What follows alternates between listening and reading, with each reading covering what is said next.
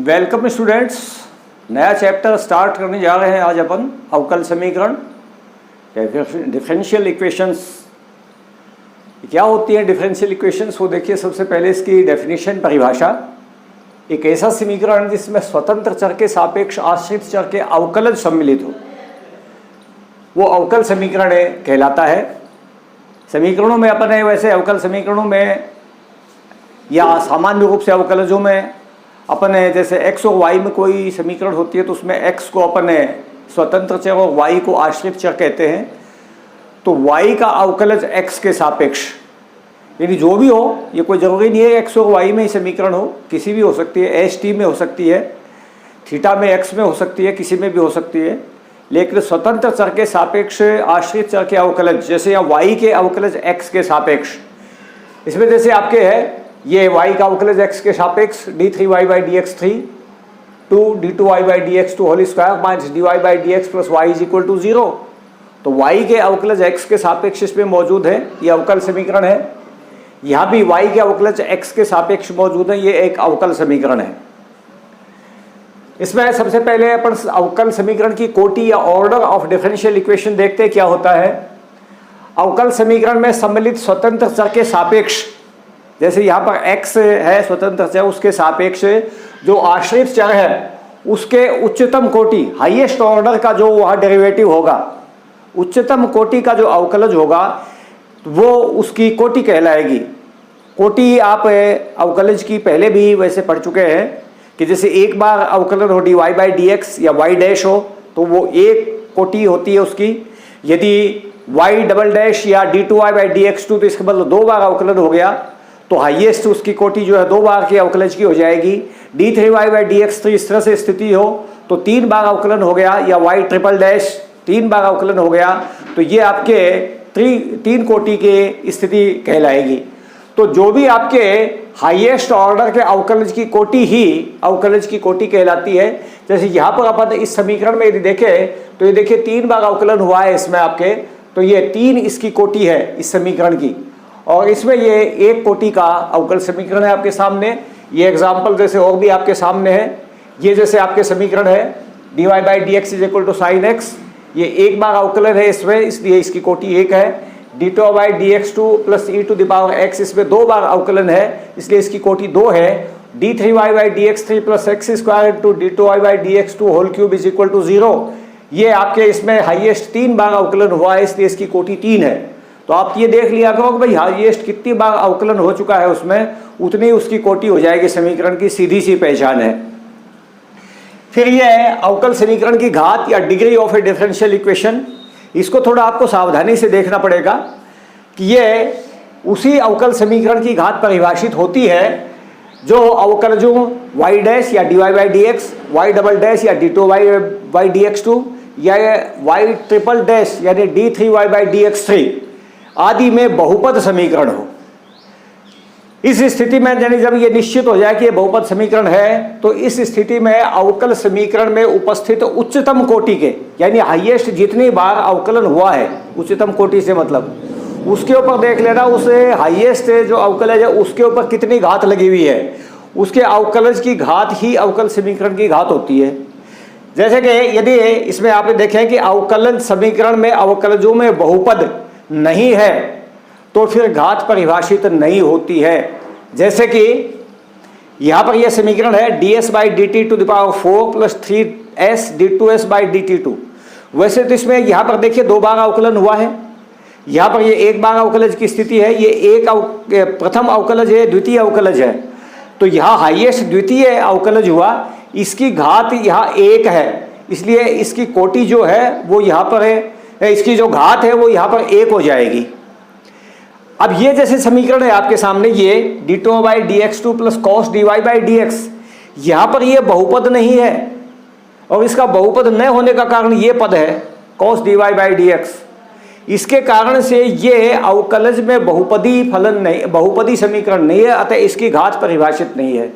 घात परिभाषित नहीं हो इसके लिए मैं आपको थोड़े से एक सिंपल सी स्थिति बता देता हूँ कि यदि आपके कोई त्रिकोणमितीय फलन के आगे dy बाई डी एक्स इस तरह से लगा हुआ हो, यानी अवकलज किसी त्रिकोणमितीय फलन के आगे हो, जैसे sine d y by d x, cos d y by d x, tan d y by d x, cot d y by d x, sec d y by d x या cosec d y by d x, कोई सी भी स्थिति लगी हुई हो जहां की एफ कोई भी त्रिकोणमितीय फलन है, या ई की ऊपर घात जो ई टू द पावर यहां पर अवकलज हो, ई की घात में अवकलज हो, या लॉग के आगे जो राशि एक्स होनी चाहिए उसकी जगह अवकलज हो, अगर इस तरह का पद आपको किसी समीकरण में मिलता है तो ये मान लीजिए कि वो अवकल समीकरण बहुपदी नहीं है अवकलज में, इसलिए उसकी घात परिभाषित नहीं होगी। बिल्कुल सीधी सी पहचान है, ज्यादा उसमें चक्कर में पड़ने की ही जरूरत नहीं है। ये आपके नोट में मैंने यह लिख दिया है। और अब सबसे पहले इसी से आधारित मान लो 2-4 क्वेश्चन मैं आपको बता देता हूं एक्सरसाइज में से, वो क्वेश्चन आप अच्छी तरह से देख लीजिएगा। तो ये कुछ एग्जाम्पल्स आपके सामने हैं, इनकी कोटि क्या होगी, इनका ऑर्डर क्या है, और इनकी जो डिग्री है यानी घात वो क्या है, अपने को ये दोनों बातें देखनी है।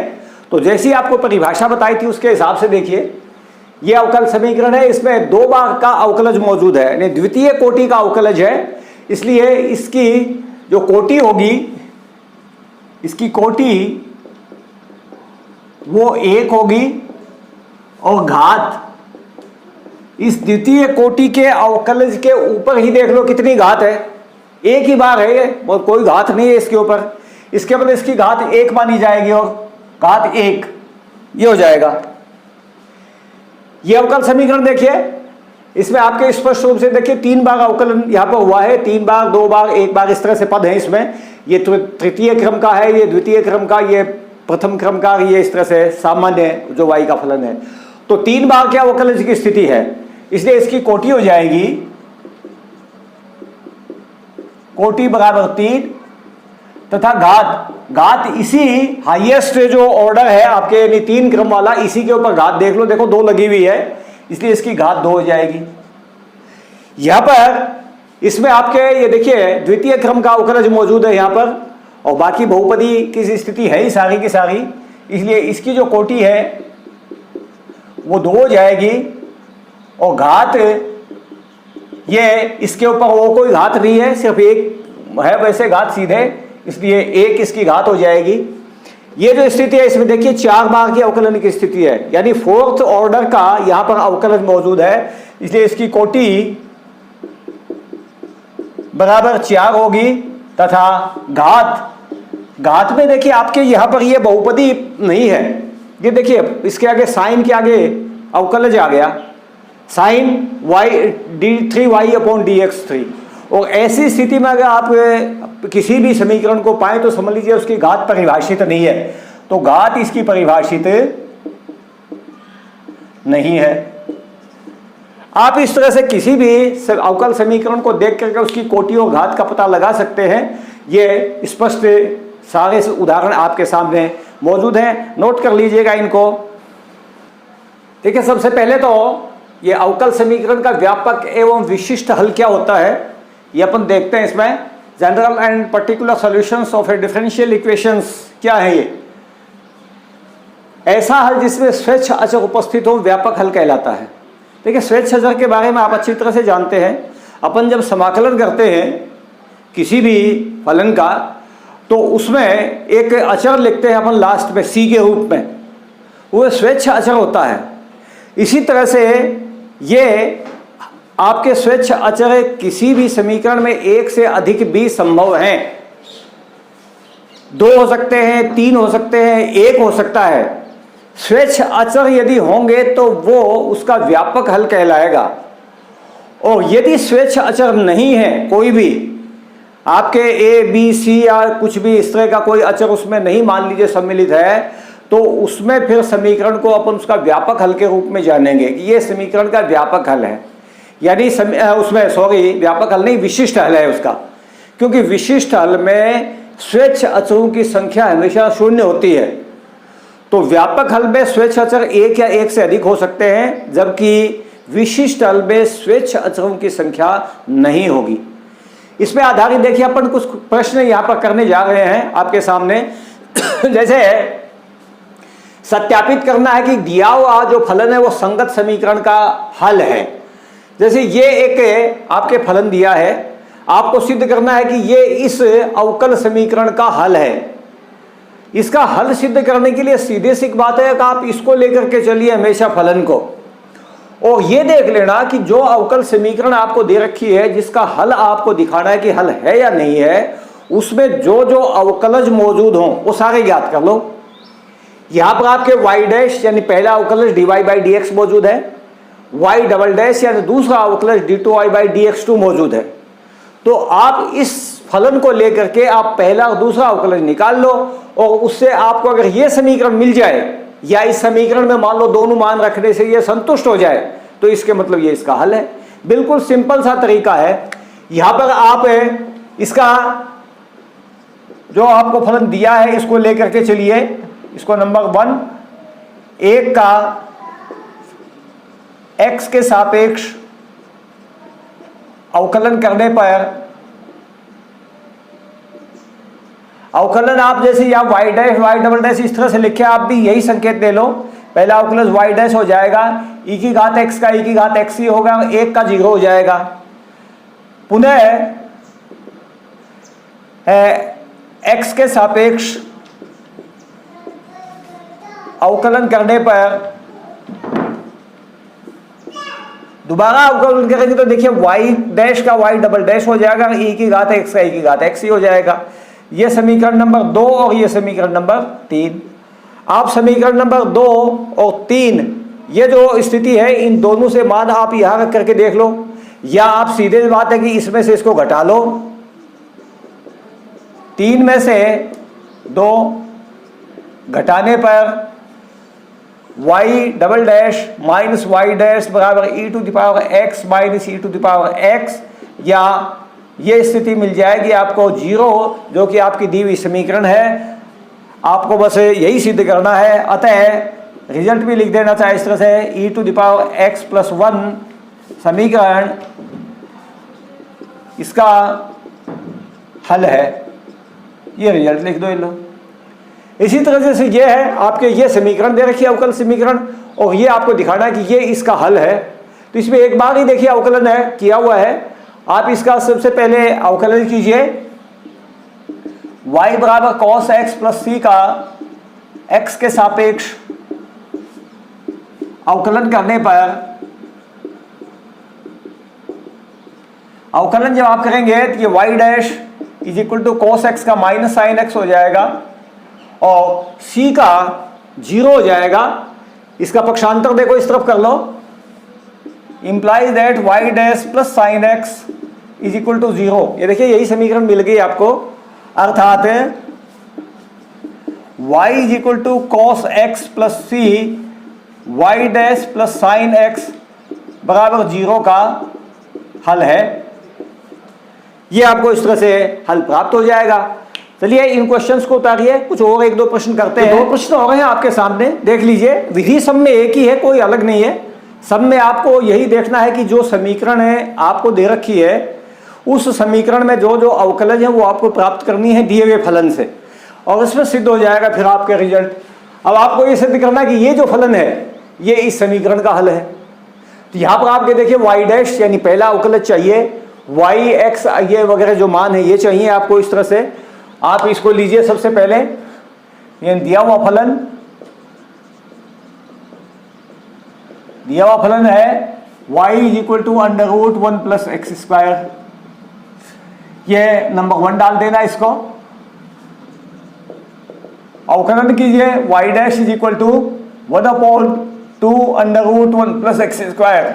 आप अवकलन करना अच्छी तरह से जानते हैं। इसको x की तरह से मान लोगे, कंप्लीट जो वर्गमूल में है ये अंडर रूट x की तरह से, और अंडर रूट x का 1/2 अंडर रूट x होता है, तो 1/2 अंडर रूट x ही आ जाएगा। अब चूंकि ये x तो है नहीं, ये तो 1 प्लस एक्स स्क्वायर है, इसलिए गुणा में इसका अवकलन फिर कर दो, तो 1 का तो 0 हो जाएगा और x स्क्वायर का 2x हो जाएगा। यानी जब आप इसको सरल करेंगे तो ये आ जाएगा y dash is equal to x upon under root 1 plus x square. इस तरह से आ जाएगा ये। अब आपको ये देखना है कि ये स्थिति जो मिली है यहाँ की स्थिति में, इसमें देखिए कितना अंतर है, उस स्थिति को और देख लो। अब यहाँ पर आप ये मान चाहे यहाँ रख करके देख लो, या इनसे देखो सीधे इनसे मिलान करके देख लो भाई कि किस चीज़ की कमी रह गई।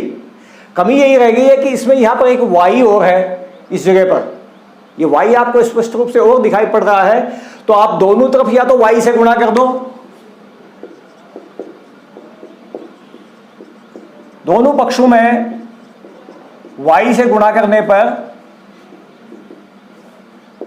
y dash into y is equal to x y upon under root 1 plus x square, यह मिल जाएगा आपको। और ये y का मान आप यहां से जो आपको शुरू में दे रखा है समीकरण 1 में, वहां से ये मान रखिए, y का मान बाएं पक्ष में 1 से रखने पर y dash into under root 1 plus x square is equal to x y upon under root 1 plus x square. इस under root 1 plus x square का यहां भाग दे दो तो ये यहां आकर के गुणा होकर के वर्गमूल हट जाएगा, या y dash is equal to x y upon 1 plus x square, ये स्थिति मिल जाएगी जो आपको ये सिद्ध करना है ये। अतः y बराबर under root 1 plus x square समीकरण y dash is equal to x y upon 1 plus x square का हल है। इसी तरह से इसमें देख लीजिए, इस क्वेश्चन में यहां भी आपको एक y डैश चाहिए, तो y डैश इसको आप फलन को लिखिए, यहां y is equal to x sine x, ये है, इसका अवकलन कीजिए, समीकरण डाल दो नंबर 1, x के सापेक्ष अवकलन करने पर, अवकलन करोगे तो y dash is equal to, ये दो फलनों का गुणनफल है, तो प्रथम फलन इंटू दूसरे का अवकलज, x इंटू साइन एक्स का कॉस एक्स, प्लस द्वितीय फलन इंटू पहले का अवकलज, x का अवकलज 1 होगा और ये द्वितीय फलन साइन एक्स इस तरह से गुणा में आ जाएगा, ये स्थिति मिल जाएगी आपको। अब यहां पर देखिए आपको क्या स्थिति मिली हुई है, ये एक्स वाई डैश यानी इसकी x से गुणा है, यहां पर आप इसकी x से एक बार गुणा करके देख लो, या दूसरा तरीका यह है कि आप ये y डैश का जो मान है ये यहां पर रख लो और x वगैरह से गुणा करके देख लो, आपको ये दायां पक्ष मिल जाना चाहिए। दोनों ही विधियां हैं, आप दोनों विधियों में कोई सी विधि का प्रयोग कर सकते हो। देखो इसको एक बार अपन x से गुणा करते हैं,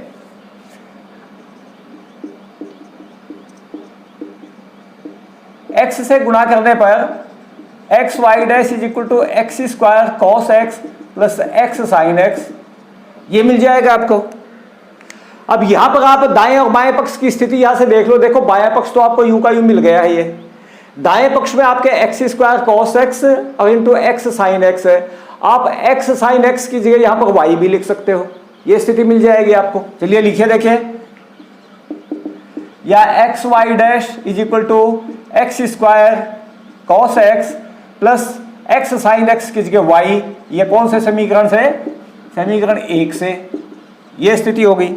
अब आप यहां देखिए आपके कॉस भी नहीं है इसमें, इस कॉस को भी हटा लो, और कॉस को हटाने के लिए इसको आप साइन में चेंज करेंगे, या x y dash is equal to x square into under root 1 minus sine square x और प्लस वाई, यहां साइन स्क्वायर एक्स, ये मान भी आप यहां समीकरण से साइन एक्स का मान रख दो,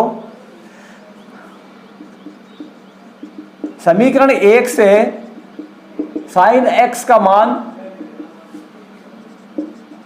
रखने पर देखो साइन एक्स का क्या मान आएगा, यहां से y बटे एक्स आएगा, ये यहां रख दो, तो ये हो जाएगा x y dash is equal to x square into under root 1 minus y square बटे एक्स स्क्वायर और प्लस वाई, ये लघुत्तम लेके सरल कर लो, लघुत्तम लेके सरल करोगे तो x square minus y square बटे एक्स स्क्वायर हो जाएगा, या एक्स वाई डैश बराबर x square into under root x square minus y square बटे एक्स स्क्वायर प्लस वाई, ये बाहर आ जाएगा वर्गमूल से, एक घात बाहर आएगी, एक घात कट के एक घात बच जाएगी यहाँ, या x y dash is equal to x into under root x square minus y square plus y. देखिए यही समीकरण है ये आपके जो दे रखी है ये वाली, अर्थात वाई साइन बराबर sine x, x sine x, समीकरण x y dash plus y plus x into under root x square minus y square का हल है। तो प्रश्नावली में जितने भी इस तरह के आपके एक्सरसाइज में क्वेश्चन है वो आप सभी शॉर्ट में आप सॉल्व करके देख सकते हो। इनमें कहीं आपको कोई प्रॉब्लम नहीं है। सीधे सीधे आपको ये ध्यान रखना है कि आपको उस समीकरण में जो पद दिए हैं वो किस तरह से आपको लाने हैं बस, या उसमें जो आप भी मान जो चाहिए वो मान रख दिया करो, चाहे दोनों पक्षों में वो मान रख करके भी आप बायां पक्ष बराबर दायां पक्ष सिद्ध कर दिया करो तो भी बराबर सिद्ध हो जाएगा। नोट कर लीजिए इन क्वेश्चंस को। देखिए आपके अपने व्यापक जो अपने को हल दिया हुआ हो, उस दिए हुए व्यापक हल की सहायता से अवकल समीकरण कैसे प्राप्त कर सकते हैं, यानी वो दिया हुआ व्यापक हल जिस समीकरण का भी है उसको अपन कैसे प्राप्त कर सकते हैं। इसके लिए आपको व्यापक हल में जैसे आपने पहले पढ़ा भी था कि व्यापक हल वो होता है जिसमें स्वेच्छ अचर होते हैं। विधि बिल्कुल सिंपल सी है। स्वेच्छ अचर देख लो कितने हैं उसमें। जैसे कि इसमें वैसे तो इन्होंने निर्देश दे रखा है कि ए और बी ये स्वेच्छ अचर इन्होंने मान रखे हैं, तो वो एक भी हो सकता है, दो भी हो सकते हैं, हो सकता है दो से अधिक भी कोई हो, ए बी सी इस तरह से। जितने भी स्वेच्छ अचर हों उतनी ही बार आपको अवकलन करके उन स्वेच्छ अचरों को विलुप्त कर देना है, एलिमिनेट कर देना है, बस यही प्रोसेस है। लेकिन ध्यान रखिएगा कि उससे अधिक बार अवकलन नहीं करना है। जैसे दो स्वेच्छ अचर है तो दो ही बार अवकलन करना है, एक स्वेच्छ अचर है तो एक ही बार अवकलन करके उसको विलुप्त करना है, तीन स्वेच्छ अचर है तो तीन बार में अवकलन करके उनको विलुप्त कर देना है। ये प्रोसेस बस आपको दिमाग में रखनी है। उससे अधिक बार अवकलन नहीं होगा, उससे कम बार भी अवकलन नहीं करना है, ये भी जरूर ध्यान रखिएगा, क्योंकि जितने बार अवकलन होता है उतने बार ही उसे स्वेच्छ अचर उसे हटाए जा सकते हैं। तो स्थिति जैसे आपके सामने एक क्वेश्चन है, सबसे पहले ये, इसमें आपके सामने दो स्वेच्छ अचर है ए और बी। देखिए दो अपने स्वेच्छ अचर है, इसलिए दो बार अवकलन करके अपन ए और बी दोनों को विलुप्त करेंगे। दिए सबसे पहले इसको, ये समीकरण आपके दी है, दी हुई समीकरण x upon a plus y upon b is equal to 1, और ये इससे अपने को अवकल समीकरण बनानी है। दोनों ए और बी को विलुप्त करेंगे दो बार में अवकलन करके। सबसे पहले अवकलन कीजिए, x के सापेक्ष अवकलन करने पर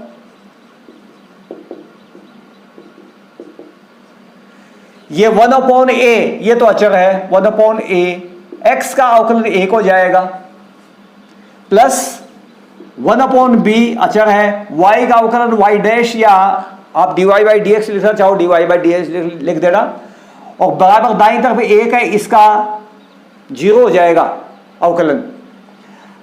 आप ये पद बाईं तरफ रखिए, इसको दाईं तरफ ले जाइए, y dash upon b is equal to minus 1 upon a, और बी की भी इधर गुणा कर दो, y dash is equal to minus b upon a. तो शुद्ध रूप से ये अचर सारे के सारे इस साइड में आ जाएंगे। अब इसका दोबारा अवकलन कर दो, पुनः x के सापेक्ष अवकलन करने पर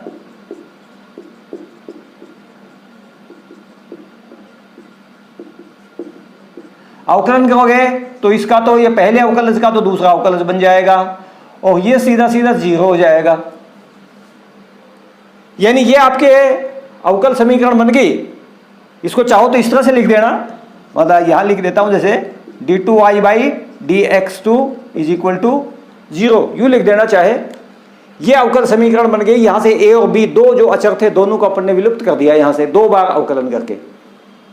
यहां पर भी देखिए दो आपके अचर हैं, एक a है और एक b है, दो प्रकार के अवकलन हैं, दो अचर हैं। सबसे पहले आप इसको समीकरण को खोलिए, y square is equal to a b square minus a x square, इस तरह से खोल लो और अब अवकलन कर लो। x के सापेक्ष अवकलन करने पर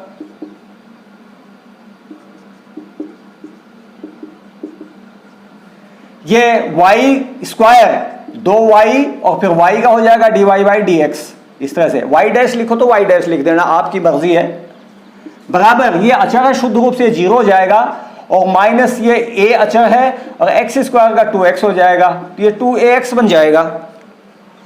इस x को तो इधर ले आओ, 2 से 2 कट जाएगा, ये y upon x dy by d x is equal to minus a, ये स्थिति मिलेगी आपको। और इसका फिर से अवकलन कर दो, पुनः x के सापेक्ष अवकलन करने पर देखिए, अवकलन जब आप करेंगे तो यहां पर दो पद हैं, ये y बटे एक्स को एक पद मानोगे और dy बाई डी एक्स को दूसरा पद मानोगे। तो प्रथम फलन यानी y बटे एक्स इंटू दूसरे का अवकलन हो जाएगा d2y by d x two, plus द्वितीय फलन dy बाई डी एक्स और इंटू पहले का अवकलन में देखिए आप भाग वाला सूत्र लगाएंगे, ये अंश और ये हर। तो सबसे पहले हर यानी x इंटू अंश का अवकलन dy by d x minus अंश यानी y, हर का अवकलन 1 और बटे हर का वर्ग एक्स स्क्वायर और बराबर ये अचर है, इसका अवकलन हो जाएगा 0। बस इसको सरल कर लो, इसमें ये बटे में x है, यहां बटे में एक्स स्क्वायर है। आप एक्स स्क्वायर से इसको गुणा कर दो,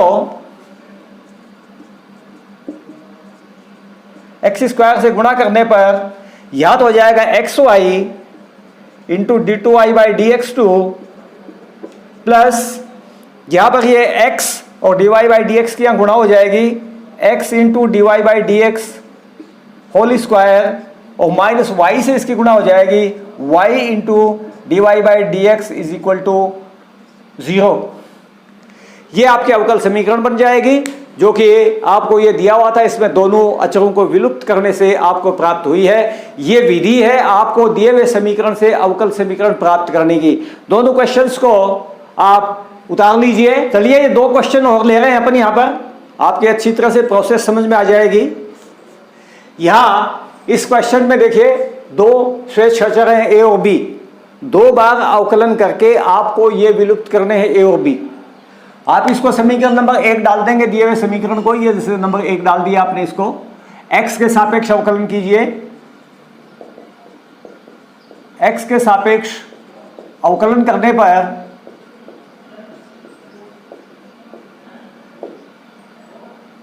y dash is equal to e to the power x यदि प्रथम फलन इंटू दूसरे का अवकलन, इसका अवकलन आ जाएगा माइनस a साइन x और ये हो जाएगा प्लस b cos x और प्लस द्वितीय फलन इंटू पहले का अवकलन यही बनेगा a cos x plus b sine x। इस तरह से आप यहां से इसकी जगह देखिए, ये आपको वापस यही चीज मिलेगी, इसकी जगह y लिख सकते हो, y dash is equal to e to the power x minus a sine x plus b cos x और plus e to the power plus y। ये आप दिखा देंगे समीकरण 1 से आपने ये मान सीधा रख दिया है इस जगह पर, यहां से। अब इसका अवकलन कीजिए, पुनः x के सापेक्ष अवकलन करने पर y डैश का तो y डबल डैश हो जाएगा, ये प्रथम फलन e की घात x, दूसरे का अवकलन, इसका अवकलन जब आप करेंगे तो यह आ जाएगा माइनस a cos x और ये माइनस b साइन x और प्लस द्वितीय फलन इंटू पहले का अवकलन, यूं का यूं ही आएगा। देखिए e की घात x minus a sine x plus b cos x और ये प्लस y है, इसका y डैश हो जाएगा, पहला अवकलन इस तरह से आ जाएगा। यहां से आप माइनस का चिन्ह कॉमन लीजिए, minus e to the power x a cos x plus b sine x और plus e to the power x। इस समीकरण को भी आप ये नंबर 2 डाल देना यहां पर, minus a sine x plus b cos x और प्लस y डैश। और अब देखिए आप, ये स्थिति है, ये आपके यही है, ये वाली, यहां पर आप y रख सकते हैं और ये जो मान है e to the power x, इसका ये मान आप यहां से रख सकते हैं, e to the power x minus a sine x plus b cos x।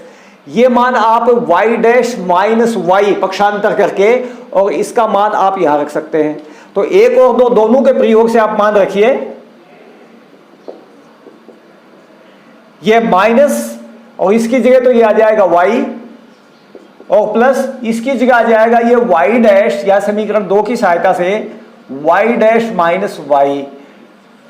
ये समीकरण 1 और 2 की सहायता से इनको थोड़ा सरल करके लिख लो, minus y plus y dash minus y, यानी समीकरण बन जाएगी y double dash minus y dash plus 2y is equal to 0। ये वो अवकल समीकरण बनेगी जो इसकी समीकरण होगी वो। यहां इस प्रश्न में देखिए, y अक्ष को मूल बिंदु पर स्पर्श करने वाले, देखिए y अक्ष को मूल बिंदु पर अगर स्पर्श करेंगे तो मैं आपको एक छोटा सा चित्र बना के दिखा देता हूं। जैसे ये अक्ष मान लो, आपको इस y अक्ष को स्पर्श करें तो y अक्ष को स्पर्श करने वाला मूल बिंदु पर या तो वृत्त यूं होगा या फिर वृत्त यूं होगा। ये 2 स्थितियां बनेगी वृत्त की, बाकी कोई तीसरी स्थिति नहीं बन सकती। इसके मतलब दोनों स्थितियों में केंद्र जो है वो इसका वृत्त का x अक्ष पर होगा, और x अक्ष पर यदि उसका केंद्र होगा तो उसके निर्देशांक आप जानते हैं x0 के रूप में होते हैं, यानी उसका x निर्देशांक तो मौजूद होता है लेकिन y निर्देशांक 0 होता है। तो ऐसी स्थिति में आप इसका केंद्र मान लीजिए कि मान लिया इसका केंद्र प्लस माइनस a0।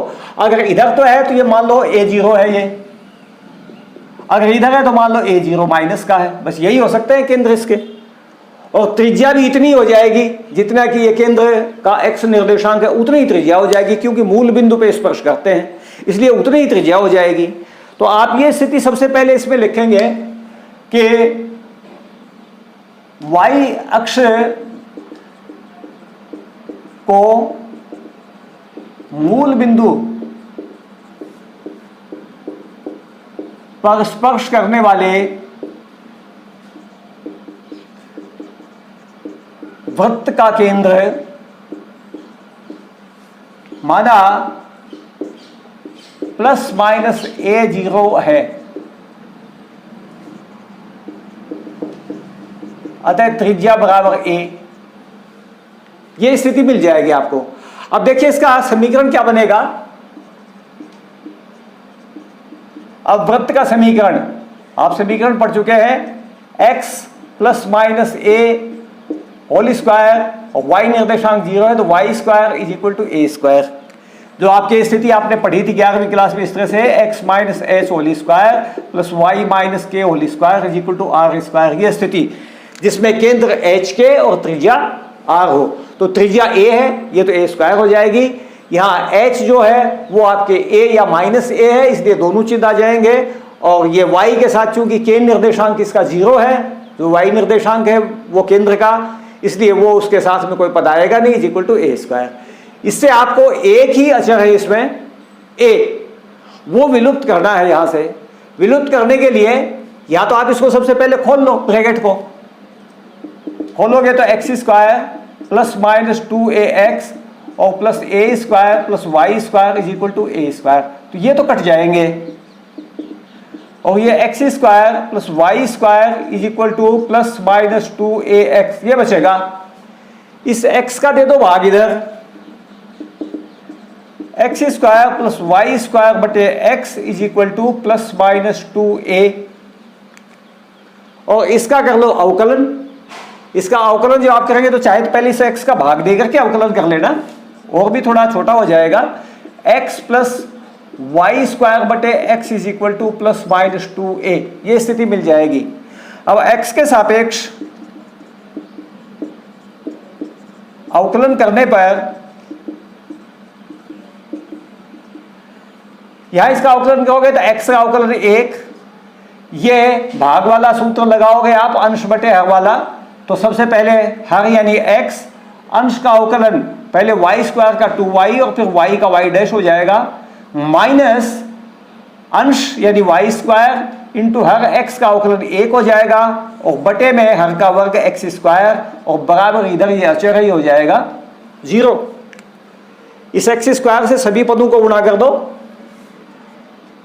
आप यहां गुणा करोगे तो ये एक्स स्क्वायर हो जाएगा, यहां पर गुणा करोगे तो एक्स स्क्वायर कट जाएगा और ये पद आ जाएंगे यूं की यूं, प्लस है 2xy इंटू वाई डैश और minus y square is equal to 0। ये स्थिति मिलेगी आपको और ये वो अवकल समीकरण बन करके तैयार हो जाएगी जिसके कि इसको y अक्ष को मूल बिंदु पर स्पर्श करने वाले वृत्तों की स्थिति होगी आपके सामने, जो उसके हिसाब से समीकरण बन जाएगी। तो इस तरह से आपको जो भी अचर दिए हुए हों, स्वेच्छ अचर, आप उन स्वेच्छ अचरों को विलुप्त कर लिया करो और इसके साथ के साथ फिर आपके अवकल समीकरण मिल जाएंगी। इसके साथ ही ये आज का जो वीडियो है ये मैं समाप्त करता हूं और कल इसके अवकल समीकरणों के बारे में जो अच्छे जो प्रश्न हैं, बड़े वाले प्रश्न हैं, उनको लेकर के उपस्थित होऊंगा अगले वीडियो में। तब तक के लिए आप इनकी तैयारी कीजिए। धन्यवाद।